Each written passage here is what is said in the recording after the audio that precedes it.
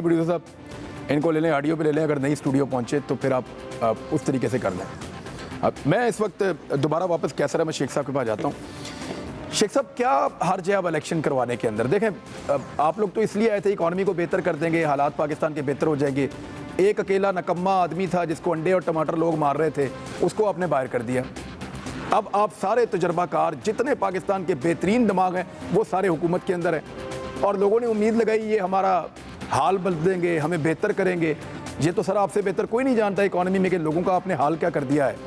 अब भी इलेक्शन ना करवाने में क्या चीज़ रुकावट है कि अभी भी नहीं करवाना इलेक्शन?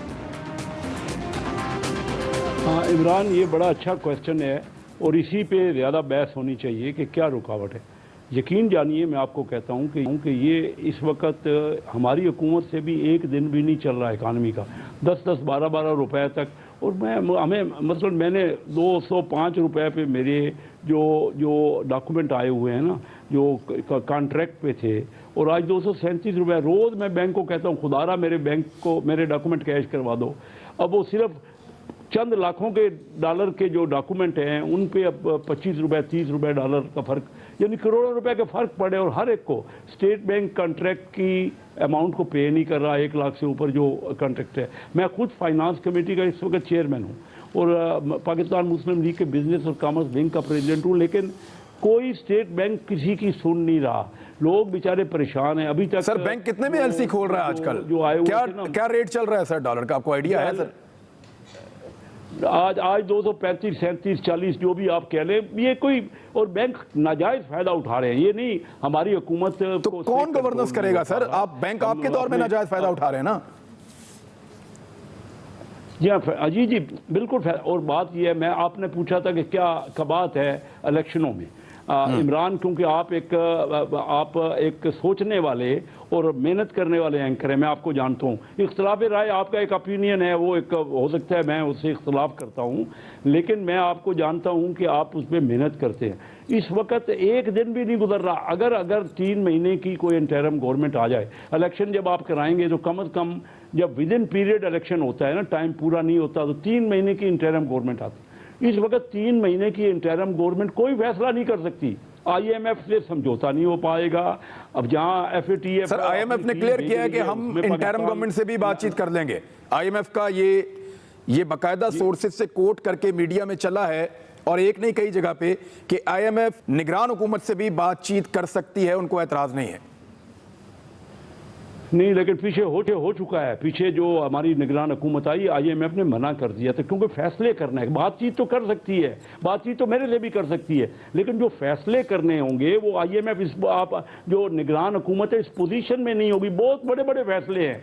तो मैं ये समझ रहा हूँ, मैं आपको क्लियर कहता हूँ, इस वक्त कोई कुछ भी कह ले, इलेक्शन नहीं हो सकते। पाकिस्तान के मफाद में नहीं है इलेक्शन, चाहे कितना इमरान खान जोर लगा लें, इलेक्शन नहीं हो सकते। लेकिन क्या होना चाहिए? होना क्या चाहिए? देखिए, 2 वोटों से वहाँ पे सेंटर में हमारी हुकूमत है, यहाँ चंद वोटों से अगर अब किसी की भी हुकूमत बन जाएगी तो चंद वोटों से होगी। पंजाब में इस वक्त एक कंसेंसस, पहले दिन से मैं ये कह रहा हूँ, मुल्क बचाओ, अपनी रियासत को बचाओ। हमारा मुल्क इस वक्त बड़ी तकलीफ में है। मैं बड़े दर्द से आपसे बात कर रहा हूँ। मुझे पॉलिटिक्स में कुछ नहीं लेना। मैं तो आया था कि इकोनॉमिक मैटर्स में कुछ ना कुछ कंट्रीब्यूट कर लूँ, जो मैं नहीं कर पा रहा। मैं आपको यकीन से कह रहा हूँ। लेकिन हम सबको मिल के आपके लिए, मुल्क मेरे से भी आप ज़्यादा मुल्क को अजीज़ रखते हैं, उससे प्यार करते हैं। हम सब मिल के बैठे, जो कि पार्टियां अजीज नहीं है। मैं अपनी पार्टी को छोड़ सर, लोगों को तो कॉन्फिडेंस नहीं है सिस्टम के अंदर। देखें, लोगों को तो एतमाद तब आएगा जब आप इलेक्शन अनाउंस करेंगे। लोगों का तो आपकी मार्केट ही नहीं, पर मार्केट बिल्कुल स्टक है, लोग पैसा निकालने के लिए तैयार नहीं है। इलेक्शन अनाउंस करेंगे तो लोग ये बिल्कुल खत्म हो जाएगा। आपका इस वक्त वेंटिलेटर पे है। जब आप खुदा ना खास्ता हमारा कोई मरीज होता है ना वेंटिलेटर पे, तो जो रिश्तेदारोरों में आपस में इख्तलाफ भी होता है ना, वो भी उसकी दुआ करते हैं और उसका कोई अच्छा इलाज करवाते हैं। सर फिर ये सारा मसला खड़ा क्यों किया था? 6% की ग्रोथ चल रही थी सर, लगातार 2 सालों से 6% की ग्रोथ चल रही थी। पाकिस्तान की टैक्स कलेक्शन रिकॉर्ड हो रही थी, रेमिटेंसेस ज्यादा हो गई थी, आपकी एक्सपोर्ट्स रिकॉर्ड हो गई थी, हर चीज आपकी बेहतर जा रही थी। फिर ये किया क्यों सर सारा कुछ?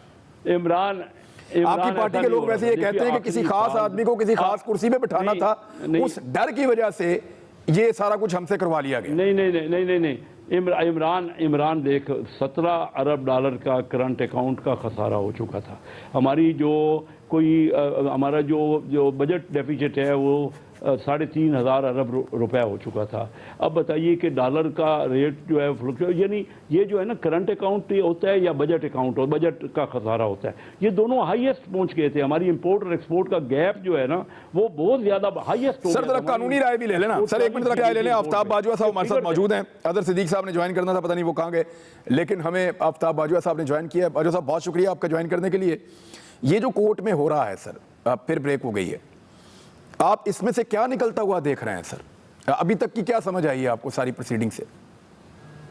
प्रोसीडिंग्स में जितने जजेस साहबान से 2 या 3 सवाल करते हैं, उनके पास किसी वकील के पास, उनके मुखालिफ वकीलों के पास जवाब नहीं, ना हमजा के वकील के पास जवाब है, ना जो डिप्टी स्पीकर का वकील है उसके पास जवाब है, ना चौधरी शुजात का वकील है उसके पास कोई जवाब है, ना ही पीपल्स पार्टी के फरूक नायक पेश हो रहे हैं, ना ही उनके पास जवाब है।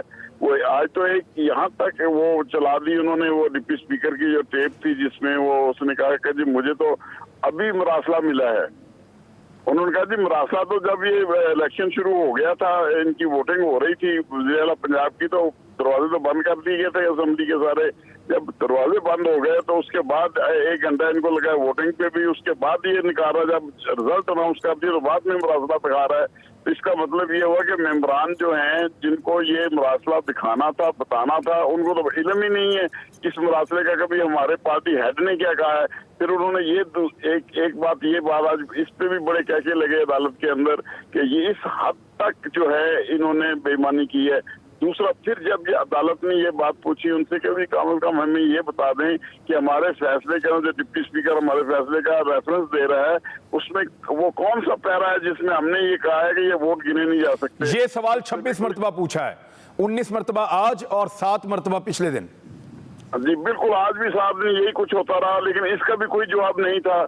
फिर उसने बार बार कहा कहाँ लिखा है पार्टी हेड, हमें वो बता दें, कॉन्स्टिट्यूशन में किसी ऑर्डर में बता दें पार्टी हेड के बारे में। पार्लिमानी पार्टी लिखा हुआ है, तो पार्लिमानी पार्टी वही है जो 10 मेंबर उनके चुने गए थे। वो उन्होंने लिख के तो अपना लीडर साजिद भट्टी ने लिख के दे दिया था सारा जो है अपना कि हमारा कैंडिडेट परवेज लाई है। अब जो कैंडिडेट भी अपने आप को वोट नहीं डाल सकता, इसका जवाब दें। तो इस पे सब खामोश थे। तो इसके बाद ये इसी मिन तरले पे सब लगे हुए थे कि हमें को तारीख दे दें, हमें को तारीख दे दें, हमें को तारीख दे दें। सिवाय तारीख मांगने के आज कोई और कार्रवाई नहीं हुई। नहीं तो निकलेगा क्या सर इसमें से? देखिए अदालत का तो बड़ा क्लियर है, अदालत एक ही सवाल पूछती है जी बताएं कहां लिखा है। एक चीज देखें ना, इन्होंने ये क्लेम किया कि इस पेपर के अंदर ये चीज लिखी हुई है और इस लिखे हुए की बुनियाद के ऊपर मैं ये रूलिंग दे रहा हूं। तो अदालत ने कहा ठीक है आपने रूलिंग दे दी, अब उसी पेपर के अंदर वो जो लिखा हुआ है जिसकी बुनियाद पे आपने रूलिंग दी है वो लिखा हुआ मुझे दिखा दें। जज साहब बार बार ये पूछते हैं वो लिखा हुआ क्यों नहीं दिखाया जा रहा उनको? नहीं, आज एक बात कर दी चौधरी शुजात के वकील ने कि जनाब हमने जो मेंबरान है हमारे 10 उनको लेटर भेज दिए थे। उनका किधर है वो? उनका जी हमें टाइम दिया, हम उनकी कापियां साथ लगा देते हैं पिटीशन के, हमारे पास हमें टाइम ही नहीं मिला लगाने का, तो लिहाजा हम वो कापियां साथ लगा देते हैं। तो फिर कहा जी अच्छा जी आपके मेंबरान, फिर वो जो हैं 10 मेंबरान, अगर आपने उनको लेटर लिखे तो वो डिप्टी वो जो है वो स्पीकर वो ये कह रहा है कि मुझे तो मरासला अभी मिला है। तो ये उनको कापी कब भेजी, तारीख देखें उसके ऊपर क्या लिखी हुई है। ये आज वो यानी कि मजाक बना हुआ था। मैं सोच नहीं सकता कि कॉन्स्टिट्यूशन मैटर में इतना बड़ा मुल्क हमारा 12 करोड़ का जो सूबा है, जो पता नहीं 40-50 मुल्कों से भी बड़ा है, उसके अंदर क्या हो रहा है कानून के साथ। अगर ये मुल्क होता तो दुनिया का 12वां बड़ा मुल्क होता। वही ना जी, पंजाब दुनिया का 12वां बड़ा मुल्क होता। और उसमें हो क्या रहा है, वहाँ कानून की धज्जियां किस तरह उड़ाई जा रही हैं। आज जो है सुप्रीम कोर्ट में एक सवाल का जवाब भी नहीं था उनके पास, जो बार बार सुप्रीम कोर्ट। तो सर आउटकम क्या है इसका? सर आउटकम क्या है? देखें ये तो अनार्की की तरफ लेकर जा रहे हैं। वो कहते हैं जी कि ये होगा तो हम नहीं मानेंगे, ये होगा तो हम मान जाएंगे। अब ये कैसे? एक आदमी कहता है 2 + 2 4 है, वो कहते नहीं 2 + 2 5 है, अगर 5 करोगे तो हम मानेंगे, अगर 4 करोगे तो हम नहीं मानते। ये इसका क्या हल है सर? अब नहीं, इंशाल्लाह उम्मीद तो है कल नहीं तो परसों तक सुप्रीम कोर्ट का फैसला आ जाना है। उन्होंने वाज़ेह अल्फाज में कह दिया है कि हमारे इन सवालों का जवाब दें, नहीं है तो फिर आप हम अपना फैसला लिखेंगे। कभी वो कहते हैं जी रिव्यू का फैसला आ लेने दें, रिव्यू पिटीशन डिसाइड हो जाए, कभी कोई बहाना कभी कोई बहाना। अब बहानों पे वो चल रहे हैं, बहाने कितनी देर और चलेंगे? मेरे ख्याल में सुप्रीम कोर्ट उनको पहले जी फुल कोर्ट बनाई जाए, उस पर भी उन्होंने कहा हम नहीं बना रहे, हम आप बहस करें, देखेंगे अगर कोई ऐसी कोई हालात ऐसे आते हैं, आपको लॉ पॉइंट हमें ऐसे बताते हैं तो फिर देखेंगे। एक भी लॉ पॉइंट नहीं बता सके, सारा दिन जो बहस होती रही है।